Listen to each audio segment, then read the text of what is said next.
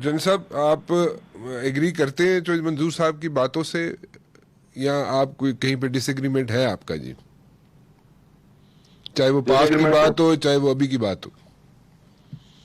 देखिए जी, डिसएग्रीमेंट्स तो बहुत सारे हैं, अच्छा। क्योंकि मोहतरम चौधरी साहब ने जो कुछ कहा, किसी वक्त पे कुछ कहते हैं, किसी वक्त पे आज कुछ और कह रहे हैं।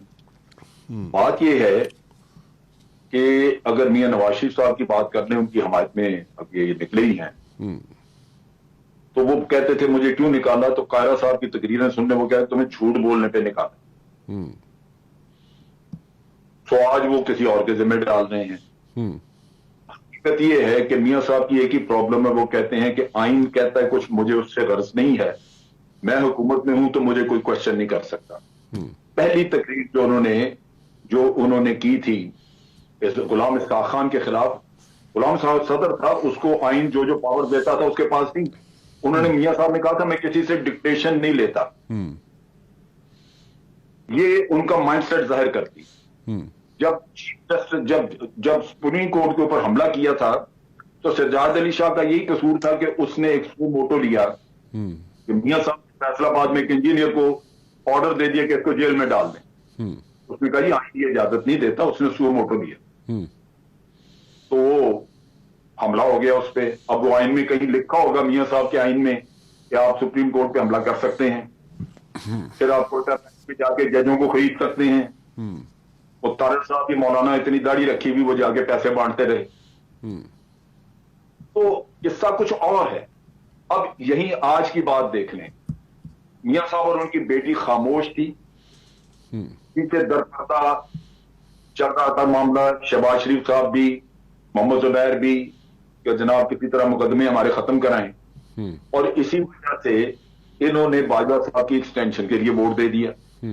बाजवा साहब इतने बुरे थे, जवाब दे, ये वो सब आज कह रहे हैं। तो वोट देने वक्त आपको क्या हो गया था, क्यों गए थे वोट देने के लिए, क्यों उसकी एक्सटेंशन करवाई, क्यों नहीं उसको जाने दिया घर? बड़ा बुरा था यार। वो उसने इलेक्शन खराब कराया था आपका, उसने पता नहीं क्या क्या आज इल्जाम दे रहे हैं। तो आपको शर्म आनी चाहिए, उसी जिसके ऊपर इतने इल्जाम हैं आपकी तरफ से, उसको आप वोट दे देते हैं।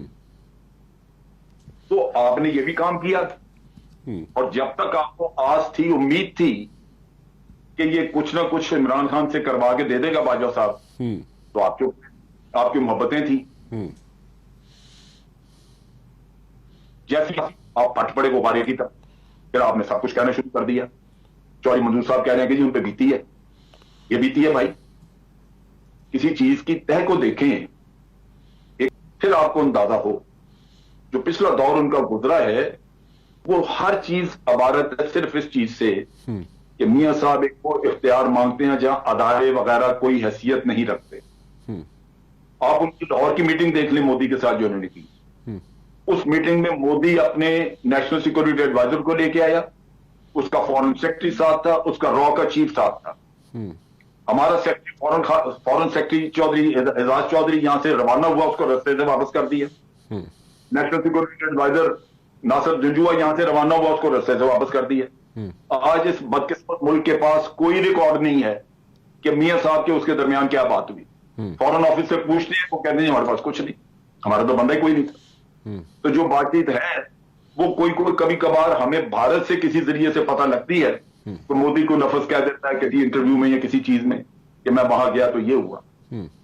आप देखें तो सही, किस आइन की बात आप कर रहे हैं? कौन सा आइन है जिसको आपने पामाल नहीं किया? ये सोचने की बातें हैं। आप हुकूमत में आके तो उसको अपनी खानदानी जागीर बना लेंगे तो वो नहीं चलेगी। कोई ना कोई अदारा रोएगा। मैं आपको बताता हूं जो जहांगीर करामत के साथ हुआ किस्सा। जहांगीर करामत साहब को हमने मजबूर किया कि न्यूक्लियर एक्सप्लोजन करना था। ये एक स्ट्रेटेजिक नेचर का आपके मुल्क के मुकद्दर का फैसला था। फैसला साजी के लिए कोई प्लेटफॉर्म नहीं। हम मारे फिरते थे, कभी चौधरी निसार को पकड़ के फैसला हो रहा है, कभी किसी और को जमा करके। तो ये तो कोई तरीका नहीं है। कोई आपका ऑर्गेनाइजेशन होनी चाहिए, अदारा होना चाहिए जहां बैठ के बात करें। और उसके बाद कई फैसले इन्होंने ऐलान कर दिए, हम कालाबाग डैम पर आएंगे, वो शोर मच गया मुल्क में। तो हमने जनरल जहांगीर करामत को मजबूर किया कि जनाब आप इनको समझाएं कि एक नेशनल सिक्योरिटी कमेटी बना दें। उन्होंने कहा जी मैं नहीं कह सकता, मैंने जब कभी इस तरह की तजवीज दी है वो समझते हैं मैंने जैसे दुम पे पैर रख दिया, वो पड़ जाते हैं आगे से कि जी आप हमें क्या समझते हैं, हमारे ऊपर आप चेक सिस्टम लगाना चाहते हैं।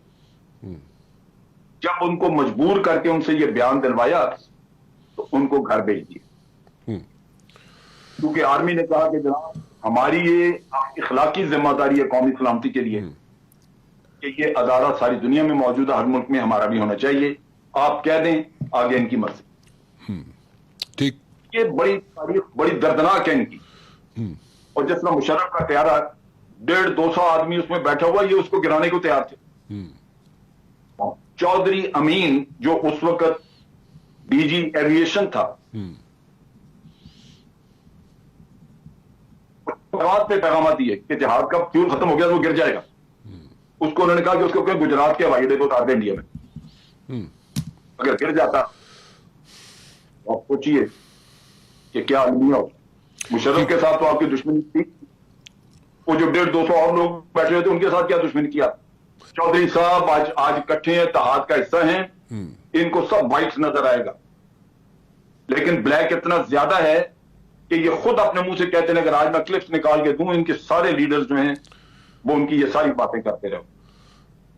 तो ये सोचना चाहिए, ठीक है, आपने मुल्क चलाना है, कोई जाती जागीर नहीं चलानी, हर अदारे का राइट है उसमें, हर अदारे का रोल है। और नेशनल सिक्योरिटी का जिस दिन से मुशर्रफ ने इनको निकाला है 2 दिहाइयों से ये फौज के खिलाफ साजिशें कर, अच्छा एक साजिश में गिनवा। ओके, मैं चाहूंगा, मैं जनरल साहब मैं चाहूंगा ये कि चौधरी मंजूर साहब इसको अगर रिस्पांस देना चाहें आपकी किसी बात का तो वो दे दे पहले, फिर before I go to Humayun साहब। जी चौधरी साहब, would you like to respond to this? Humayun साहब से लेंगे, तरीका नहीं है, मुझसे कुछ सवाल करेंगे तो मैं जवाब दूंगा, किसी का रिस्पांस नहीं देना चाहता। किसी का रिस्पांस आप नहीं देना चाहते? नहीं, मुझे कुछ सवाल करेंगे तो मैं जवाब दूंगा। अच्छा, मैं जैसे वो कह रहे हैं कि अगर चीफ ऑफ आर्मी स्टाफ जैसे जनरल साहब कह रहे हैं कि अगर आपके ख्याल में वो ठीक नहीं थे तो फिर आप लोगों ने एक्सटेंशन में उनको वोट क्यों दिया? बात ठीक है, बिल्कुल हमने कोशिश की, हमने कहा कि प्रोसेस में आए, और नून लीग ने बिल्कुल उस वक्त पहल की और फिर उसके बाद कोई रास्ता नहीं था तो वोट दिया। लेकिन हम वो लोग हैं पार्टी के अंदर भी जिन्होंने इख्तलाफ किया और कहा कि ये न करें, इसका नतीजा ठीक नहीं निकलेगा, वो बात ठीक साबित हो रही है आज। मतलब आप लोगों ने रेजिस्ट किया, लेकिन पार्टी की मेजॉरिटी ने उनको वोट दिया। मेजॉरिटी ने फैसला किया, लेकिन मतलब मैं तो किसी की भी एक्सटेंशन के हक में नहीं। आप अपनी जात की बात कर रहे हैं कि आप एक्सटेंशन की फेवर में नहीं थे? मैं किसी की एक्सटेंशन, मैं चाह रहा हूँ कि जो बंदा अपनी एज पूरी कर ले, यहाँ पे तो कब्रें पड़ी पड़ी है जो खुद दी थी ना लोग हुआ करते थे। जनरल साहब का एक क्वेश्चन है चौधरी साहब कि जनरल कियानी को भी तो आप लोगों ने एक्सटेंशन दी थी। उस वक्त के हालात मुख्तलिफ थे, लेकिन उसके बावजूद मैं समझता हूँ कि मेरा पॉइंट ऑफ व्यू बिल्कुल उस वक्त भी मुख्तलिफ था। तो पार्टी के अंदर मुख्तलिफ पॉइंट ऑफ व्यू होते हैं। उस वक्त एक दहशतगर्दी से जंग हो रही थी, वो उसके लिए चाहते थे कि वो कंटिन्यू रहे, लेकिन बाद में वो फैसला भी पीपल्स पार्टी का गलत साबित हुआ। जो कुछ उन्होंने किया वो भी सबके साथ। कियानी साहब ने क्या किया, क्या नहीं किया? मसलन कोई एक आध चीज बता दीजिए। बेशुमार चीजें, इलेक्शन से लेकर हर चीज में सारा कुछ ही हुआ। मतलब क्या डेमोक्रेट आया और पता नहीं क्या क्या आया इलेक्शन में, क्या मतलब क्या किया उन्होंने? बस क्या नहीं किया गया, वो DGIS नहीं गई थे ना जनरल पाशाह, जिन्होंने पार्टी तोड़ियां, दूसरी पार्टियां तोड़ी, जो कुछ किया सारा कुछ किया उनके कहने से करते थे। कोई DGIS जो होता है वो अपनी मर्जी से थोड़ा करता है। अच्छा, मेमोगेट हुआ, मेमोगेट आपको याद है? जी मेमोगेट याद है, लेकिन मेमोगेट में जनरल पाशा का क्या ताल्लुक था? जी मेमोगेट में जनरल पाशा का क्या ताल्लुक था उस मेमोगेट से? उनका तो कोई ताल्लुक नहीं था। नहीं, कौन कहता है? आपके ख्याल में उनका ताल्लुक था कोई? जी बिल्कुल, कि जनरल कियानी का भी ताल्लुक था, सारा उन्होंने बनाया था। वो तो चूंकि वो सामने लादन इधर से निकल आया, उससे कुछ सवालात पूछे गए, उससे वो गुस्सा कर गए, उसके जवाब में उन्होंने एक हफ्ते के अंदर अंदर आप सब लोगों के सामने मेमो गेट रख दिया कि उस पर बात ही नहीं करनी, उस पर सवाल ही नहीं करना, बस इस पे बात करनी। और वो सारा ऐसे था कि जैसे कि अच्छा चलिए मैं जरा हुमायूं साहब को भी बीच में चिप इन करना चाहूंगा बड़ी देर से। मियां नवाज शरीफ अदालत में गए थे, मियां नवाज शरीफ अदालत में गए थे, ये चौधरी साहब को याद करा मियां साहब गए थे, उन्होंने बाद में माफी मांगी कि मुझे नहीं जाना चाहिए था, मैंने गलत किया। राब्ते आज भी ऑपोजिशन के कुछ लोगों के कायम हैं उन लोगों से जिन लोगों पे पब्लिकली इतराज किया जाता है। This is a very important point.